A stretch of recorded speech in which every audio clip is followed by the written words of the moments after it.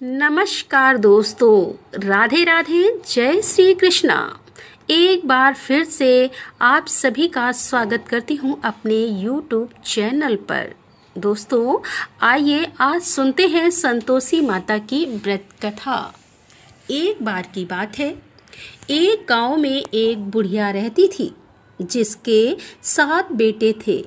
6 बेटे कमाने वाले थे और एक बेटा निकम्मा था। बूढ़िया माँ 6 पुत्रों का जूठा खाना अपने उस 7वें बेटे को देती थी। 7वां पुत्र एक दिन अपनी पत्नी से बोला, देखो मेरी माता मुझे कितना प्रेम करती है। वो बोली, क्यों नहीं, सबका जूठा बचा हुआ खाना तुमको खिलाती है। देखा है मैंने उनका प्रेम। वो बोला, जब तक मैं अपनी माँ को ऐसा करते हुए अपनी आँखों से नहीं देख लूँगा, मैं यह नहीं मान सकता।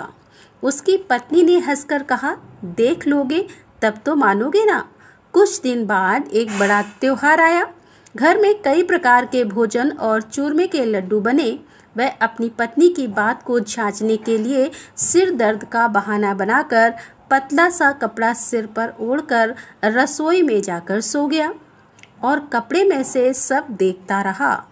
उसके 6 भाई भोजन करने आए।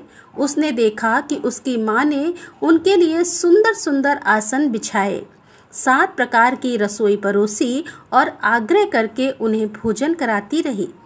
6 भाई भोजन कर उठ गए तब उसकी माँ ने उन थालियों में से लड्डुओं के टुकड़ों को उठाया और उनका एक लड्डू बना दिया। जूठन साफ करके माँ ने उसको पुकारा, उठ बेटा उठ, तेरे भाइयों ने भोजन कर लिया है, तू भी उठकर भोजन कर ले। उसने अपनी माँ को ऐसा करते हुए देख लिया। उसने अपनी माँ से कहा, माँ मुझे भोजन नहीं करना, अब मैं परदेश जा रहा हूँ। उसकी माँ ने कहा, कल जाना हो तो आज ही चला जा। वह बोला, हाँ हाँ जा रहा हूँ। यह कहकर वह अपने घर से निकल गया। चलते समय उसे अपनी पत्नी की याद आई। उसकी पत्नी गौशाला में कंडे थाप रही थी। वह वहां जाकर बोला, मेरे पास तो कुछ नहीं है, यह एक अंगूठी है, इसे ले लो और मुझे अपनी कोई निशानी दे दे। वह बोली कि मेरे पास क्या है, यह गोबर भरा हाथ है। वह कहकर उसकी पत्नी ने उसकी पीठ पर गोबर के हाथ की थाप मार दी और वह फिर वहां से चल दिया। चलते चलते दूसरे देश में पहुंचा। वहां एक साहूकार की दुकान थी। वह वहां जाकर बोला, सेठ जी मुझे नौकरी पर रख लो। साहूकार को भी एक नौकर की सख्त जरूरत थी। साहूकार ने कहा, काम देखकर ही तुझे तनख्वाह मिलेगी। उसने कहा, सेठ जी जैसा आप ठीक समझे, और उसे साहूकार के यहाँ नौकरी मिल गई। वह वहाँ दिन रात काम करने लगा। कुछ दिनों में दुकान का लेन देन, हिसाब किताब, ग्राहकों को माल बेचना, सारा काम उसने संभाल लिया। साहूकार के 7-8 नौकर थे। वह सब यह देखकर चक्कर खाने लगे, लेकिन उसने अपनी लगन, परिश्रम और ईमानदारी से सभी को पीछे छोड़ दिया और उसे अपने किए का फल मिला। सेठ ने भी उसका काम देखा और 3 महीने में ही उसे मुनाफे में साझेदार बना लिया। परिश्रम करते करते 12 साल बीत गए और वह उस नगर का एक नामी सेठ बन गया और सेठ अपना सारा कारोबार उस पर छोड़कर वहां से बाहर चला गया। अब उधर उसकी पत्नी पर क्या बीत रही थी, वह सुनते हैं कि सास ससुर उसे दुख देने लगे। घर का सारा काम करवाकर उसे लकड़ी लेने जंगल भी भेजते थे और इसी बीच घर के आटे में जो भूसी निकलती उसकी रोटी बनाकर रख दी जाती और फूटे नारियल की नरेली में पानी डाल दिया जाता। इस तरह उसे खाना दिया जाता और उसके दिन इसी तरह बीत रहे थे। एक दिन जब वह जंगल में लकड़ी लेने जा रही थी तो उसे रास्ते में बहुत सी स्त्रियां संतोषी माता का व्रत करते हुए दिखाई दी। वो वहां खड़ी होकर पूछने लगी कि बहनों, तुम किस देवी का व्रत कर रही हो और इसे करने से क्या फल मिलता है? इस व्रत को करने की क्या विधि है? यदि तुम अपने इस व्रत का विधान मुझे समझा कर कहोगी तो मैं तुम्हारा बड़ा एहसान मानूंगी। उनमें से एक औरत ने कहा, सुनो, यह संतोषी माता का व्रत है। इसको करने से निर्धनता, दरिद्रता का नाश होता है, लक्ष्मी आती है और मन की चिंताएं दूर होती हैं। मन को प्रसन्नता और शांति मिलती है। निपटी को पुत्र मिलता है। अगर प्रीतम बाहर गया हो तो वह शीघ्र ही लौट आता है। कुंवारी कन्या को मनपसंद वर मिलता है। चलता हुआ मुकदमा खत्म हो जाता है। कलह कलेश खत्म हो जाते हैं और सुख और शांति होती है।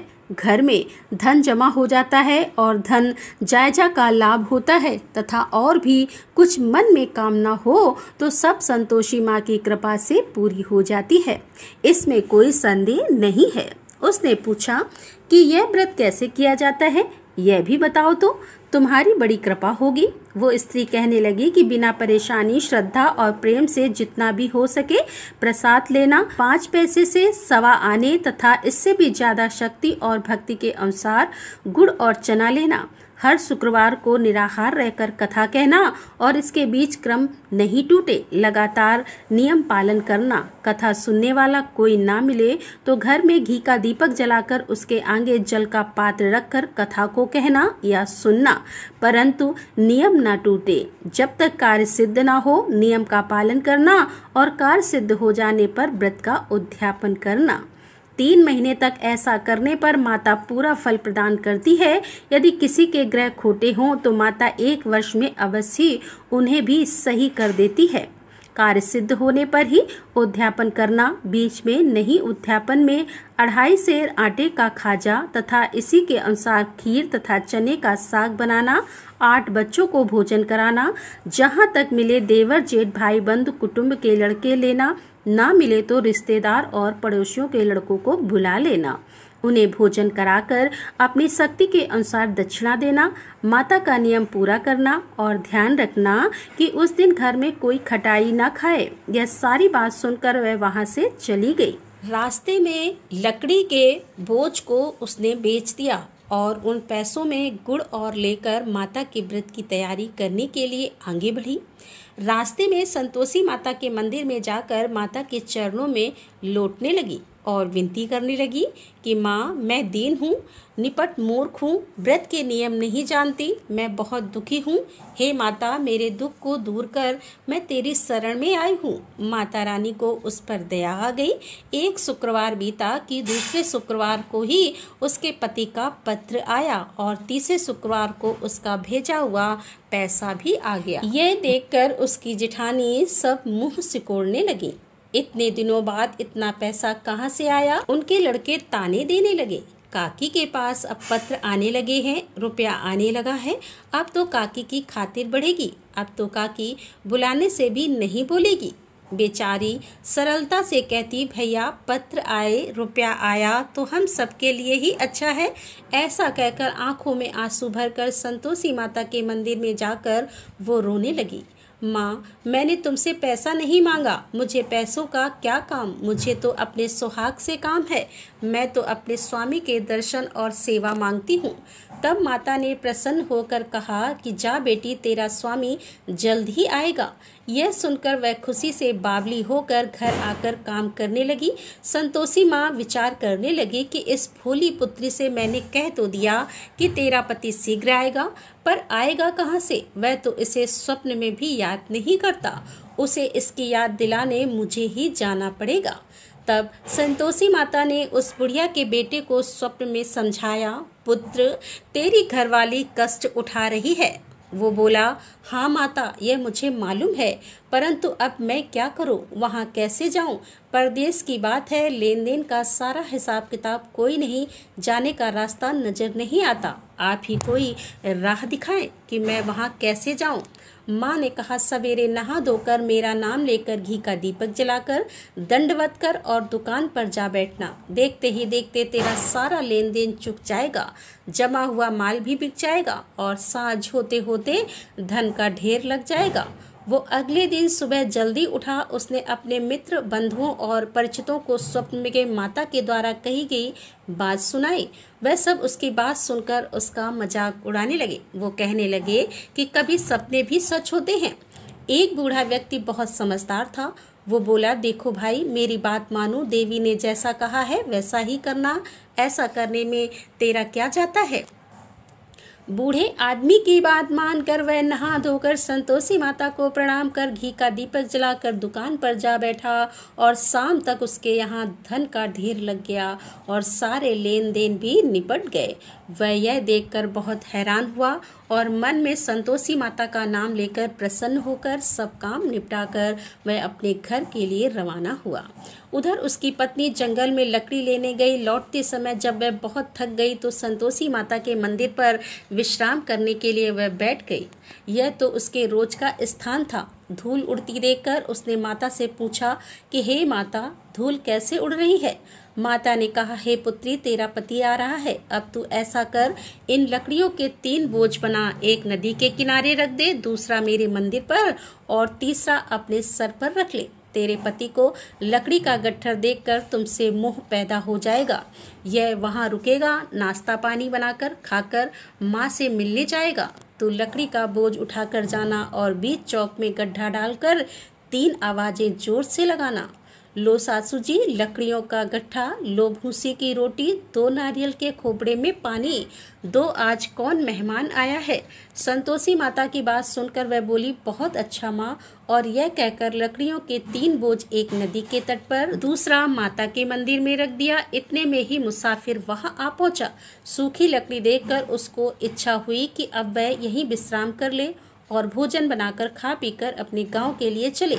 इस प्रकार वह अपने गांव में आ गया। उसी समय बहू सिर पर लकड़ी का गट्ठा ले आई और उस गट्ठा को आंगन में डालकर जोर से 3 आवाजें दी। लो सासू जी, लकड़ी का गट्ठा लो, रोटी दो, नारियल के खोपड़े में पानी दो, आज कौन मेहमान आया है। यह सुनकर सास ने अपने दिए हुए कष्टों को भुलाने के लिए बहू से कहा, बहू तू ऐसा क्यों कहती है, तेरा मालिक ही तो आया है। बैठ, मीठा मट्ठा भात खाकर कपड़े गहने पहन ले। पत्नी की आवाज सुनकर उसका स्वामी बाहर आ गया। उसके हाथ में पहनी अंगूठी देखकर वह व्याकुल हो गया। उसने माँ से पूछा, माँ यह कौन है। उसकी माँ बोली, बेटा यह तेरी पत्नी है।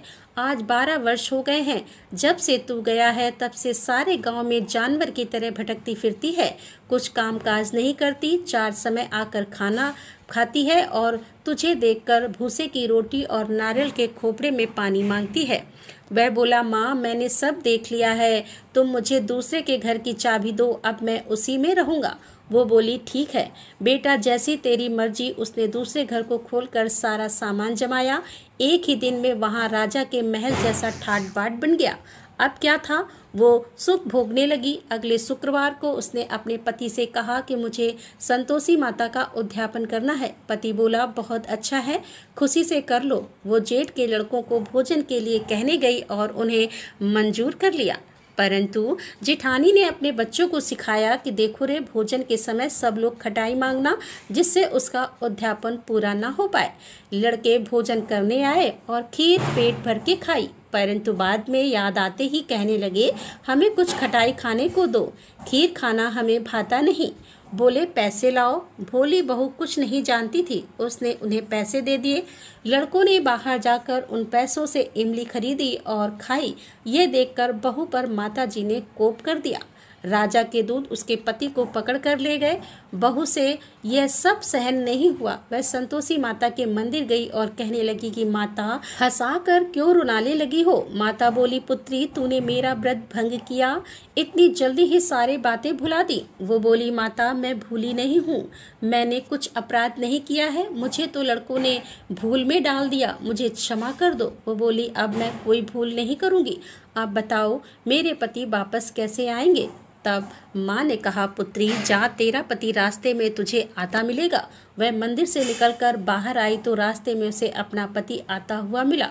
उसने पूछा कि तुम कहाँ गए थे। वो बोला, इतना जो धन कमाया है उसका कर राजा ने मांगा था, उसे ही भरने चला गया था। वह प्रसन्न होकर बोली, अच्छा हुआ, ठीक है, अब घर चलो। फिर अगला शुक्रवार आया। वह बोली, मुझे माता का उद्यापन फिर से करना है। पति ने कहा, ठीक है कर लो। फिर वह जेठ के लड़कों के पास भोजन को कहने गई। जेठानी ने लड़कों को सिखा दिया कि तुम पहले की ही तरह इस बार भी खटाई मांगना।